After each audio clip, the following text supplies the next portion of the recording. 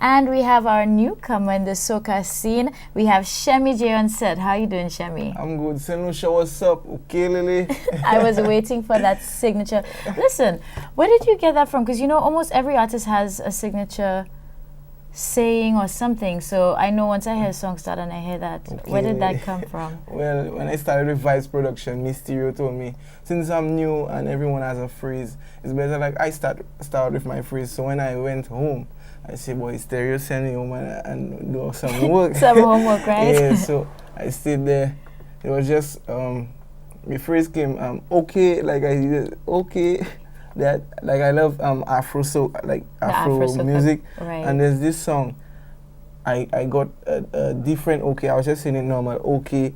Then I decided to go, okay, Lele. I just catch that and I say, Mysterio, I have it. I send him the voice note and I say, yeah, boy, that's it there. That's it there. Yeah. So, in Like a Star, when we went and recorded at Libo, Heights Music, big up, that's, you know, Like a Star, right? Yes. Yes. It came out, no boy in the building, okay, Lele.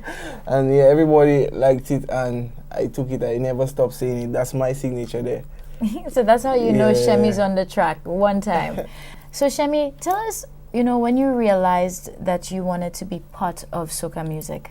Well, in secondary school, I started doing dancehall, strictly dancehall, and in 2014, I co-wrote Hurt It, that soca song, famous soca song, Hurt It. Of course, who doesn't know that, right? And I say, you know what, I can sing, well, I think I can sing fair enough, so why don't I just sing and write? Then I was introduced to Miguel Joseph of Vice Productions, and from there I heard one of his beats, you know. I wrote, Like a Star was a song I wrote, I could remember that day, that was January 14th on my mother's birthday. Yeah, big up to mommy. And when I went to Vibes Production, I heard this beat, that was the Island Vibes rhythm, and Like a Star sat down perfectly on it. And then I just started singing it, and the guys were like, yo, you have to record that song. I say like, what? I can't even go and perform on a stage, like I'm not so, like stage fright. Right. At that time, I say, no boy. If I say, yes boy, you have to do that. Then we record at the Heights Music, we recorded the track, and from the week I recorded the track, I got a call from Just So Fun saying I made it to Soca Switch. Nice. And that was my first, that would have been my first time performing, and it was at a competition. So you could imagine. Yeah. So yeah, that's how I got into the soca, from Hurt It and then to Like a Star. And I'm still here. And you know what? You're definitely making some big strides, because even for this year, for 2K16, you have some really good collaborations with some powerful local artists. Like, for example, you have High with Arthur. He also is on At It Again, you know, that soca EDM feel with Sidale. So how does it feel to be a newcomer in the game, but then you're already making collaborations with such well-established artists, and these songs are actually doing really good too? I tell you, it's a blessing. I like to say thanks to those guys too, like giving me the opportunity to be on tracks with them and working with them. Not only like collaborating on singing tracks together, but writing for them. As you know, MVP, Sidale song, I'm the writer of that track. So I like to say, I like to say thanks to Sidale, thanks to all the artists that I work with, and giving me that opportunity to exercise my talent. Yes. Now, how are you as well, although you're new? I won't even say you're new, because as far as I'm concerned, you're already producing quality. You've been out for a while. You know, how are you using your talents to help develop others? And let me tell you why I'm asking that too. Because I recall one time I was at Blazing FM coming to do an interview, and I saw you there. Well, no longer Sweet K, but Keisha. So, and I know she's an up-and-coming star. She's a powerhouse. So tell us how you're helping out other artists in developing themselves. On that topic, I'll use Keisha as the example. When I met her, I saw real talent, and I was like, why should you let something like that go to waste? So I decided to write that song, The Vibe. When I gave it to Keisha, that song became a monster, because you know already Keisha has stage presence, she can perform, she can sing. She is a powerhouse. And it was like a blessing, like giving her that song and seeing how I can make a difference. So yeah, that's what I do. Nice. Yeah. And what motivates you, to keep pushing on with your music? I must say my family and my team really support me. There have time I feel like giving up. I must say big up to my manager, Jolina Celestine. There have time I like feel like giving up, and she's like always on my back. So big up. So I noticed today as well, you're repping your hashtag Oside Oside. hat. So tell us about that, because I wasn't even aware until today that you actually have your own brand. Well, marketing to me is a very important aspect of business, and one of the main ways of marketing to me is merchandising. So I went ahead and I spoke to my manager, my team, and say, I think I'll go with hats. There's shirts like all art, not all, but mostly all artists is like on the clothing, like the shirts and things. I said, let me give it something different. So I went ahead, get the caps, and put my logo on it. And okay, O-side means okay lily side. Okay. Yeah, okay lily side. So Nice. get that right. So yes. Great. And so if your fans and other supporters, of course, like myself, want to be repping for O-side, where can we get your merchandise?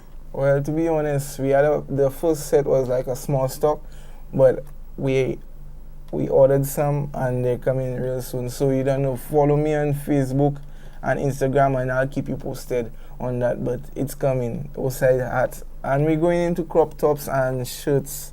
But let's go to we staying on caps for now. All right, Yes. so that's where we're starting off with, Yeah, and we the moving caps, into. yeah. And just elaborate, let people know what your Facebook page is, what's your Instagram name, so of course we can all be following you. Yes, so Instagram, I am Shemi J. Facebook, Shemi Doughboy Johannes. Yes. And you can find me on SoundCloud, Shemi J, and YouTube, Shemi J.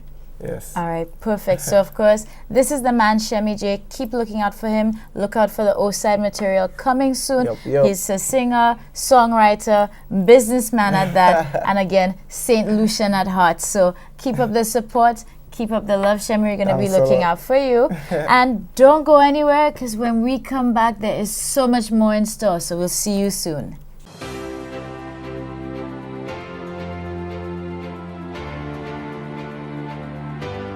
Hey St. Lucia, welcome back. You're watching This Morning, of course, with me, Chayla Mendez. And I'm at the JQ Mall, and I'm with the lovely Mandissa Morrison. And all roads have led us to Shoe Rehab, because they have a really great initiative going on for back to school, and it is the Shoe Rehab Shoe Drive. So I'm going to give it to Mandissa. She's going to tell us more about it. Yes, thank you, Chayla. It's actually we call it the back to school shoe drive. It's primarily for underprivileged kids in the different communities around the island.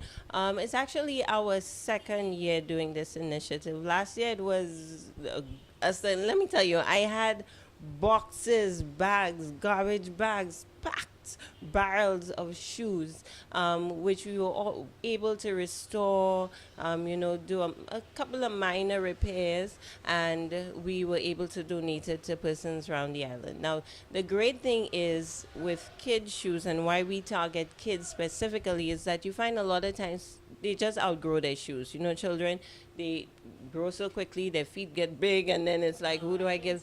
Exactly. So you find the average person passes maybe 5 pairs, 6 pairs in a year. So it's more or less repurposing footwear that we're doing. Your kids have outgrown it. We pass it on to somebody, but we pretty it up so that it doesn't feel used. We take away that stigma attached with it being something worn. So we pretty it up, we restore the finish, we do any minor repairs, and then we donate it. Awesome. Now, the good thing, of course, too, is that they do such great work here. You really do not know. If you didn't know that it was a used shoe, you would not have known. Exactly. Now, you mentioned that this is the second year around. So, where did the idea come from for doing the shoe drive?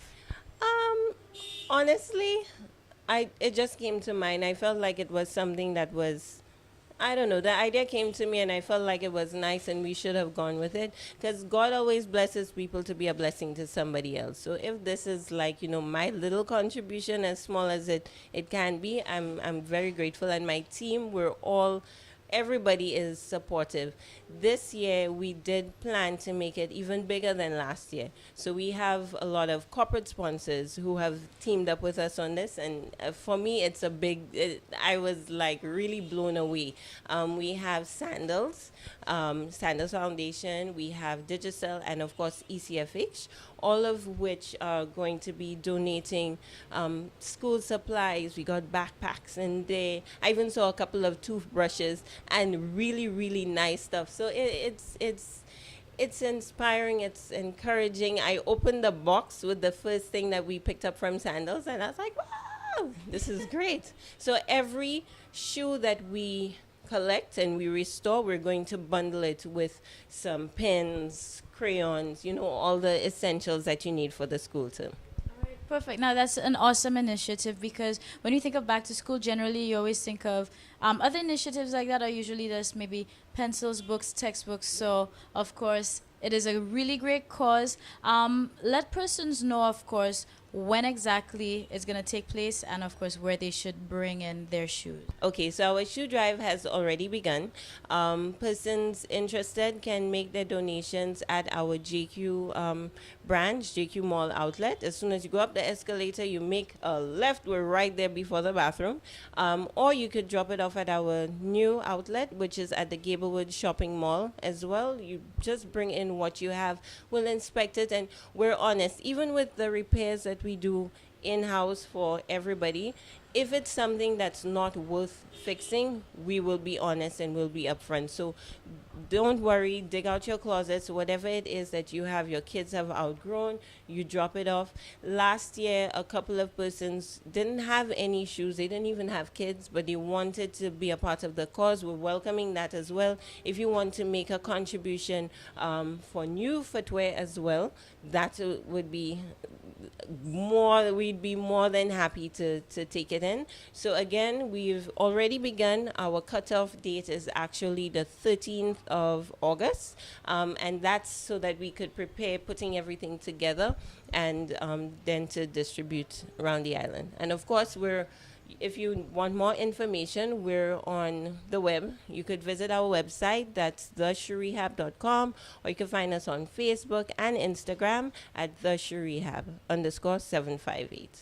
Great. Now, just tell St. Lucia a little bit more about Shoe Rehab because, the name can be a bit misleading because I do know besides you all also repair bags. So just tell us a bit more about Shoe Rehab. Okay, so the name Shoe Rehab literally means shoe fix, more or less. So yes, we do quite a bit of rehabilitation on footwear, backpacks, any leather items. We get lots of belts to restore, handbags. We do a little bit of restoration. We do services to new shoes as well. So we do stuff like shoe stretching, waterproofing, customizations, which is something that we're really, so you could we'd be drawing on your shoe. You could have your shoes repainted. It's just, we tend to have fun with our footwear. So you find that we do a lot of things that you won't find elsewhere. Even with ladies' heels, for instance, we have a variety of colors. My favorite is red. I'm rocking red today. So we do red heels, tan, black. We have a variety of materials that we use, and everything is imported. It's quality stuff that we use. Yeah. Super. Well, listen, this is Mandisa again. Don't forget the face. Remember the shoe drive going on, so let's support it. It is a great initiative, and it's always great to just share and, of course, let others know that we care. So we're going to spread the love. Check out Shoe Rehab, and don't touch your dial because we'll be right back.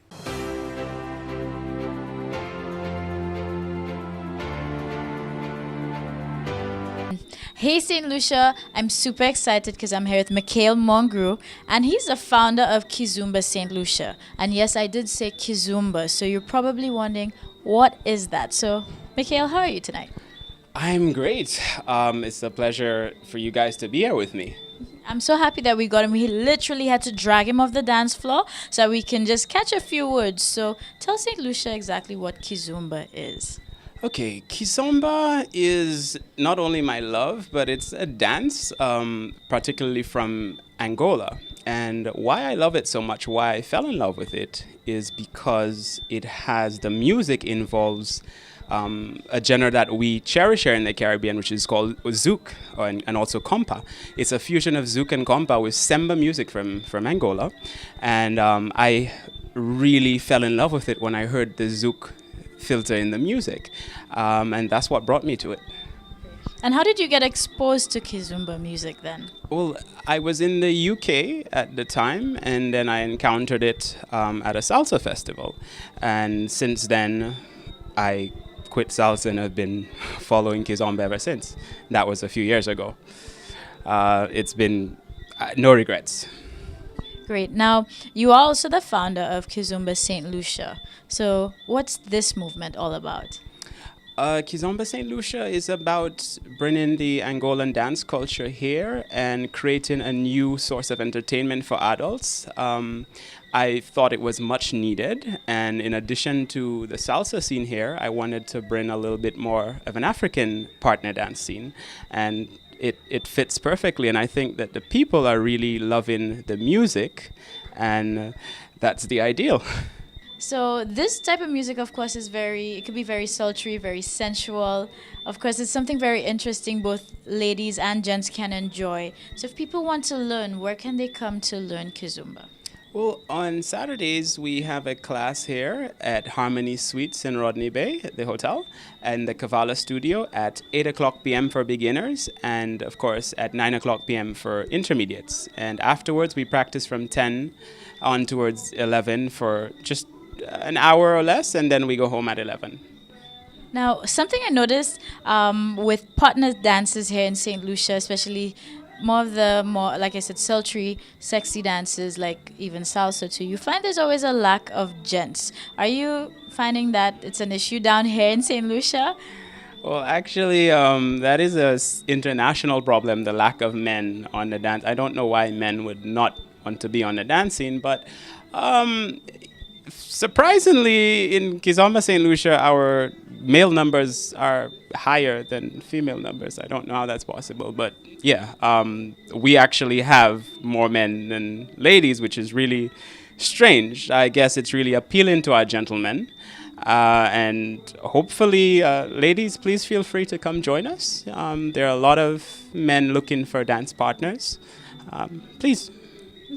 Great. Now, I heard through the grapevine there's something big coming up soon with Kizomba St. Lucia and the Kizomba movement. So, yes, in the 2nd of September, the 2nd to the 4th, which is a 3-day event, we have an event called Coma, which is the first mini Kizomba festival in St. Lucia, and hosted by Kizomba St. Lucia. We have some international dance artists who will be here. We have the Coma Afro Ball. We have a Kizomba competition happening. We have about 4 to 5 parties. We have dance workshops. Come learn to dance. We have so much more prizes. It's crazy. I can't wait. We have about 30 days left. So what are some of the highlights you'd say throughout the festival that people should not miss? Oh, the Kizomba social dance competition. We have some really nice prizes from Colombian Emeralds. We have random raffle prizes with really nice prizes. We look out for that. Lots of jewelry, etc. Wine. We have a wine tasting event. Oh my God, I need to write a list of this stuff. There's so much going on in September 2nd to 4th. But you know what? This sounds all so great because everybody is always looking for something different to do, a new place to lime, or, something still for a mature crowd who just wants to go out and have a good time. So Kizomba sounds pretty cool, but where would you like to see it reach in St. Lucia? Well, our goal is, it's not about the quantity of people, but it's about the quality. We're not we would love for like-minded people to join us. We have an interest, and we love dancing. We love Kizomba, and it's attracting a great crowd. I would hope that if we had, I wouldn't want us to surpass more than maybe 1,000 people, but I see that happening really soon. I love Kizomba, and I think that will be great in St. Lucia. Perfect. Well, listen, we heard it straight from Mikhail. I'm gonna, try at it. I'm not all that great, but he insists it's very easy to learn and catch. But it definitely is a lot of fun just even watching the dancers. So you need to come out, come try Kizumba if you want to do something new, both ladies and gents. So we'll see you soon. This concludes our show for today. Really hope that you enjoyed every part of it. Go out and create a great day, and we'll see you same time, same place, of course, the same station tomorrow.